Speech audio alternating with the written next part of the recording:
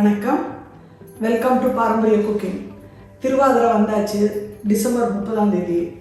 அது சிதம்பரம் நடராஜருக்கு ரொம்ப விசேஷமான ஒரு கிழமை. அது மார்கழி மாதத்தில் பௌர்ணமியும் திருவாதிரை நட்சத்திரமும் சேர்ற அன்னைக்கு வர பண்டிகை.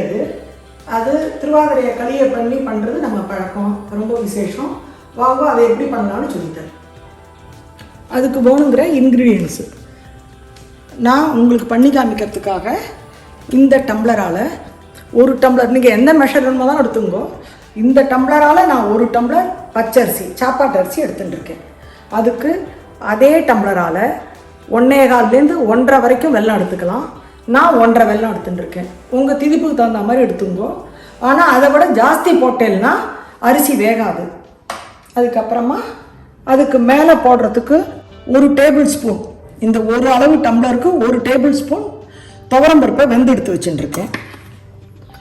இது 2.5 ஸ்பூனுக்குள்ளது டேபிள் ஸ்பூன் தேங்காய் துருவி வச்சுட்டுருக்கேன். ஒரு 1/4 கப்பு நெய், கொஞ்சோண்டு முந்திரி பருப்பு வறுத்து வச்சுட்டுருக்கேன். வாசனைக்கு ஏலக்காய் 1 ஸ்பூன். அதுக்கப்புறமா ஜலம் தண்ணீர் வேணும், அதையும் எடுத்து வச்சுட்டுருக்கேன்.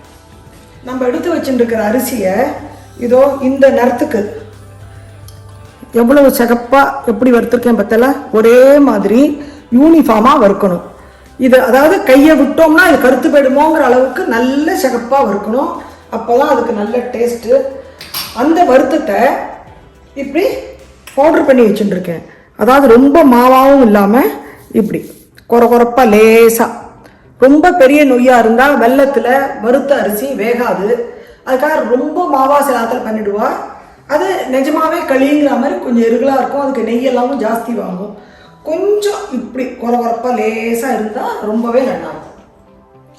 நம்ம எடுத்து வச்சுட்டுருக்கிற 1 டம்ளர் அரிசிக்கு இதால் 2.5 டம்ளர் ஜலம் விட போகிறேன். எங்காத்த அரிசி நல்ல பழைய அரிசி, அதனால நான் 2.5 டம்ளர் விடுறேன். புது அரிசியாக இருந்தால் 2 டம்ளர் போதும். ஜென்ரலாக 2.5 டம்ளர் தாங்கும். ஸோ அடுப்பை மூட்டிண்டு இந்த 2.5 டம்ளர் ஜலம் விடுங்க.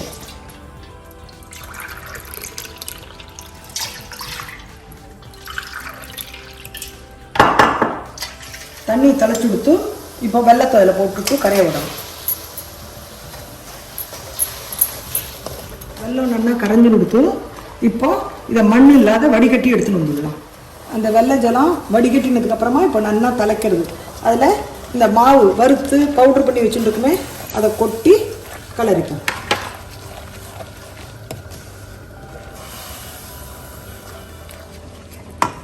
அதில் நம்ம துருவி வச்சுட்டுருக்கிற தேங்காய், அந்த கிள்ளு பதமாக வச்சுருக்கிற பருப்பு அதையும் சேர்த்து போட்டு நல்லா அதை கிண்டிடணும். சில பேராத்தில் துவரம்பருப்புக்கு பதிலாக பயத்தம்பருப்பு அரிசி வறுக்கிறதையே கூட வறுத்து சாஸ்திரத்துக்கு 2 அதை போட்டுடுவா. அது அவள் சௌகரியம்.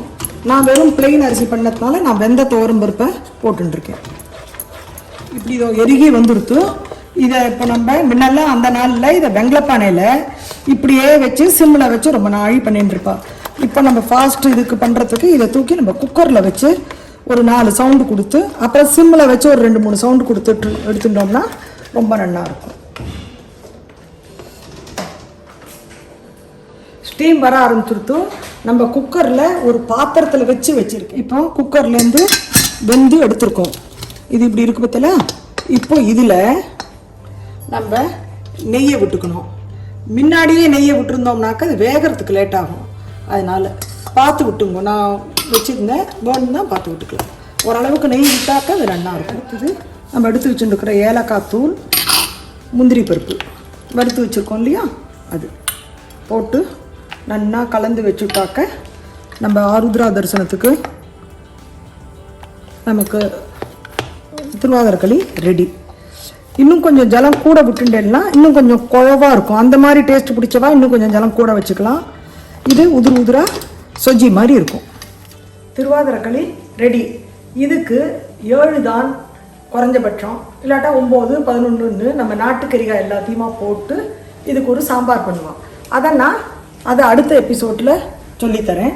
இது 2த்தையும் சேர்த்து கொஞ்சம் வெண்ணையும் வச்சு நடராஜரை மனசில் வச்சுட்டு பண்ணுறது. இது வெடிகாலம்புற சூரியோதயத்துக்கு முன்னாடியே பண்ணிடணும்.